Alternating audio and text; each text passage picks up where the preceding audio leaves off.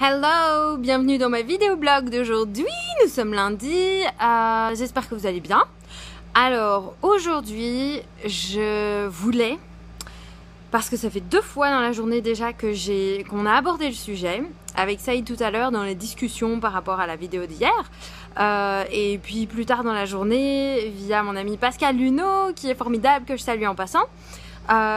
En fait, je me suis rendu compte que un sujet, quelque chose qu'on oublie, même moi, j'ai tendance à oublier, c'est normal, c'est que dans le métier d'acteur, en fait, au début, on connaît rien. Donc on arrive avec tout son amour, toute son envie d'être acteur et en fait on donne toute sa passion, tout son temps, tout son jeu, et on prend vraiment ça comme un jeu parce que on est comme un enfant, et pour la première fois on peut créer, on peut parler, on peut ressentir, on peut partager, alors qu'on est adulte, d'habitude c'est réservé vraiment rien que pour les enfants de pouvoir faire les sauts et tout ça, et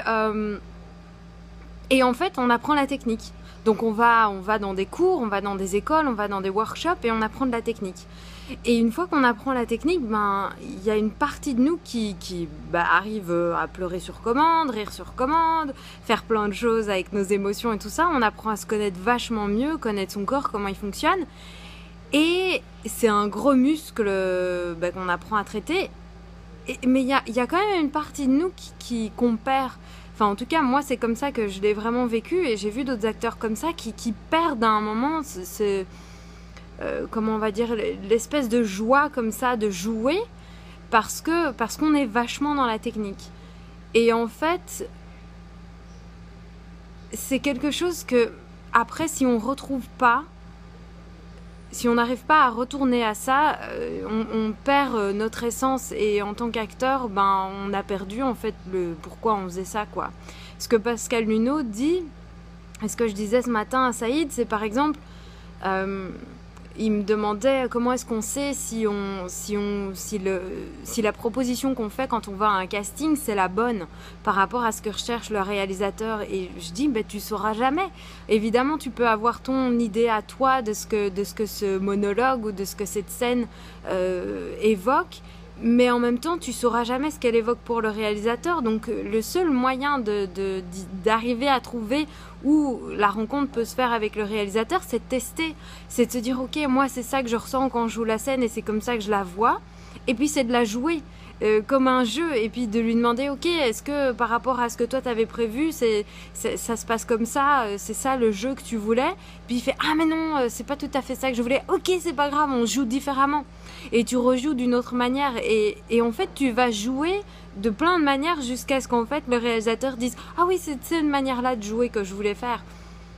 Et je pense que c'est hyper important de vraiment garder cette notion de jeu, et de faire des tentatives tout le temps différentes. Il n'y a pas de bonne manière de jouer une chose. Il y a juste comment est-ce que vous le sentez, et comment est-ce que le dialogue avec le réalisateur peut se passer, comment lui il va aimer votre interprétation ou pas.